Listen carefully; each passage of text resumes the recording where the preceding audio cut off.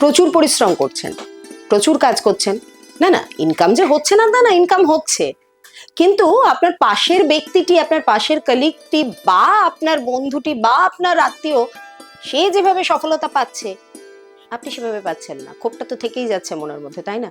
আর এই ক্ষোভ জমতে জমতে জমতে জমতে যেটা কি হচ্ছে, আপনি আপনার ফ্যামিলির উপরে সেই রাগটা, সেই ক্ষোভটা বারবার বার করে ফেলছেন। আপনি চাইছেন না এটা করতে, কিন্তু সামহাউ হয়ে যাচ্ছে। ওই পুরো জার্নিটাই ঘুরে আসছে কিন্তু আপনার ওই সফলতার উপরে। কেন আপনি এখনো পর্যন্ত আপনার লাইফে সফলতাকে চেখে দেখলেন না, তাই না? তো চলুন কিভাবে দেখবেন, মানে কি আপনার কমতি আছে যার জন্য আপনার এটা হচ্ছে। আপনি তো খাটছেন, আপনি হার্ডওয়ার্ক, আপনি ভীষণ আপনার কাজের প্রতি নিবেদিত প্রাণ, তাহলে কোথায় ল্যাক করছে এগুলো জানতে হবে তো। আর এগুলো জানার জন্য টেকনিক্যালি যিনি আমাদের ভীষণভাবে হেল্প করেন এগুলো জানার ব্যাপারে, এই বিষয়গুলো থেকে আমাদেরকে সমগ্র জ্ঞান দেন এবং পথটাও তিনি দেখিয়ে দেন, তিনি আর কেউ নন, তিনি এই মুহূর্তে পশ্চিমবঙ্গ তথা ভারতবর্ষের বুকে যাকে আপনারা ভীষণভাবে চাইছেন, যাকে চাইছেন আপনাদের লাইফে পার্মানেন্টলি নিজেদের অ্যাস্ট্রো বাস্তুর একেবারে কি বলবো গাইডলাইন হিসাবে যার গাইড নেবেন, তিনি হলেন বাস্তুবিদ সৌভিক। তাকে আজকেও পেয়ে গেছি এবং ভীষণ জোরজার করেই তাকে আটকে রেখেছি যে এই বিষয়গুলো আজকে আমরা জানবোই, কারণ প্রচুর ব্যস্ততার মধ্যে এইটুকু সময় বার করাটাও তার কাছে ভীষণ টাফ। কারণ ব্যস্ততাটা আপনাদের ভালো রাখার, আপনাদের জন্যই তার এই ব্যস্ততা। তো চলুন কথা না বাড়িয়ে আমরা সোজাসুজি তার সাথে কথা বলি। নমস্কার। নমস্কার।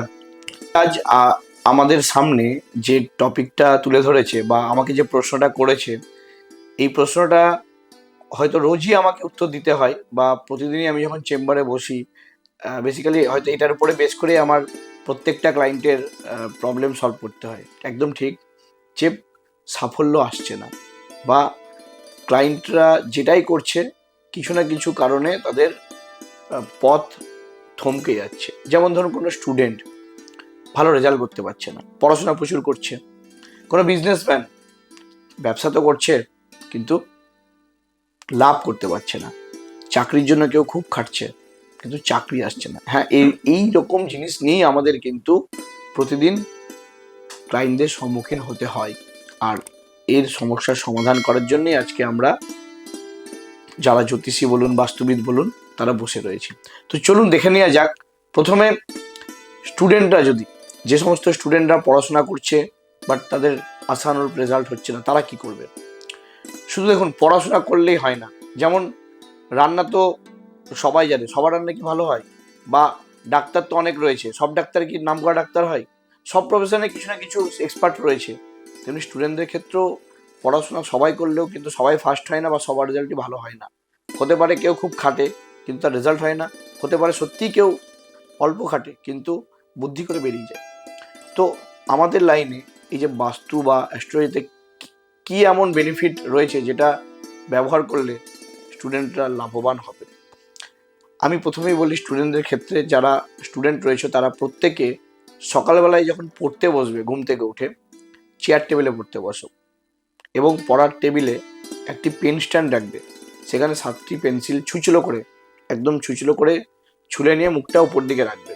পড়তে বসার পূর্বে মা সরস্বতীর নাম পাঠ করবে বা খাতায় 11 বার লিখে নেবে। এবং প্রত্যেকদিন সকালে প্রথমেই শুরু করার আগে পড়াশোনা একটু করে মিছরি খেয়ে নেবে। কিছুই না, জাস্ট ছোট ছোট একটু করে টিপস। আর পড়ার টেবিলে মা নীল সরস্বতীর ছবি রাখবে। এবং যদি কেউ বিছানায় বসে পড়ে তাহলে বিছানার চাদরটা হলুদ রঙের বা গ্রিন কালার রাখতে পারো এবং টেবিলে রাখলে টেবিল কভারটাও ইয়েলো বা গ্রিন রাখতে পারো। জাস্ট এই ছোট ছোট কিছু টিপস যদি তোমরা বা আপনারা করতে পারেন, দেখবেন আর বাকি 5টা ছেলেদের থেকে আপনার ছেলের রেজাল্টটা খুব ভালো হচ্ছে। ধরুন চার্টের তো প্রতিকার করাতেই হবে, আমি এটা জেনারেল বলছি, প্রত্যেকের তো ইন্ডিভিজুয়াল চার্ট রয়েছে।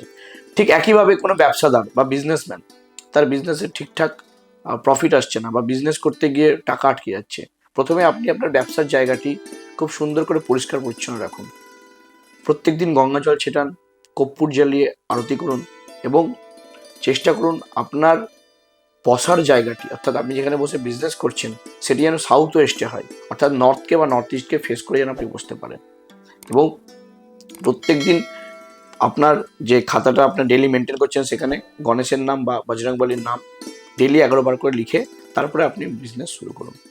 এছাড়াও সব থেকে একটা ভালো আমি টিপস বা টোটকা দেখেছি যে ব্যবসার জায়গায় যদি ঈশান কোণে একটা কলসিতে, পিতলের কলসিতে এক বাটি গঙ্গা জল রেখে তার মধ্যে একটি মানে ডিশ ঢাকা দিয়ে যদি রেখে দেওয়া যায়, খুব ভালো রেজাল্ট পাওয়া যায়।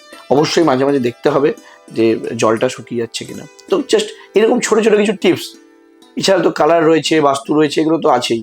এগুলো যদি আপনারা অ্যাপ্লাই করতে পারেন দেখবেন রেজাল্ট আগের থেকে অনেক গুণে বেশি। আমি বারবারই বলি যে দেখুন, জেনারেল টিপস যখন আমি বলি সবার ক্ষেত্রে একইভাবে কাজ করবে না, তার জন্য পার্সোনাল চার্ট বিচার করতে হবে, এবং সেটা অবশ্যই সম্ভব যদি আপনারা কোনো ভালো জ্যোতিষ বা বাস্তুবিদকে দেখান বা আপনার আমার কাছে এসে আপনাদের হরোস্কোপটা বিচার করিয়ে নেন। আর যারা চাকরির চেষ্টা করছে বা দাম্পত্য জীবনে যাদের প্রবলেম চলছে তারা কি করবেন? যারা চাকরির চেষ্টা করছেন, প্রত্যেকদিন রাত্রে শোয়ার সময় মাথার নিচে একটি হলুদ রঙের ডায়েরি নেবেন। আপনার যেটা মনের ইচ্ছা বা যে চাকরিটা আপনি পেতে চাইছেন ডেলি লিখে ঠিক শোয়ার একটু আগে বালিশের তলায় রেখে ঘুমিয়ে পড়ুন। আবার সকালবেলায় তুলে সেটি কোনো একটি আলমারিতে রেখে দিন, যাতে কেউ দেখতে না পায়। এইভাবে যতদিন না চাকরি হচ্ছে আপনারা লিখতে থাকুন। দেখবেন আপনাদের যে কাঙ্ক্ষিত জব বা চাকরি একদিন ঠিক পেয়ে গেছেন, অবশ্যই পাবেন। আর স্বামী স্ত্রীদের মধ্যে সুসম্পর্ক রাখার জন্য বেডরুমে জোড়া হাঁস বা জোড়া পাখির ছবি রাখুন। এছাড়াও স্বামী স্ত্রীর একসাথে একই ফ্রেমে বাঁধানো ছবি বেডরুমে রাখলে কিন্তু স্বামী স্ত্রীর মধ্যেও খুব সুন্দর একটা বন্ডিং তৈরি হয়, এবং বেডরুমের পরিবেশ যেন খুব শান্ত হয়। প্রচুর নোংরা বা জামা কাপড় ছড়িয়ে ছিটিয়ে না রাখাই ভালো, এতে প্রচণ্ড পরিমাণ নেগেটিভ এনার্জি তৈরি হয়। আপনারা যদি প্রত্যেকে এই যে টিপস আমি দিলাম এগুলো যদি অ্যাপ্লাই করতে পারেন, সাফল্য আপনাদের বাড়ির সামনে দাঁড়িয়ে আছে, শুধু দরজাটা খুলতে দেবে। চার্ট প্রত্যেকের আলাদা, কিন্তু আপনারা যদি এই জেনারেল লেভেলগুলো করে থাকেন দেখবেন একটু হলেও আপনাদের কিন্তু উপকার হবে। আর আমি বাস্তু সৌভিক প্রতিবার আমার প্রত্যেকটা ভিডিওতে কিছু না কিছু নতুন বলে থাকি, কারণ আমি জানি আপনারা যারা আমার ভিডিও দেখতে চান বা সাবস্ক্রাইব করে রেখেছেন কিছু তো আপনারা নতুন চাইছেন। তো আপাতত এগুলো করুন, পরবর্তী ভিডিওতে আমি আবার নতুন কিছু নিয়ে আসবো। নমস্কার।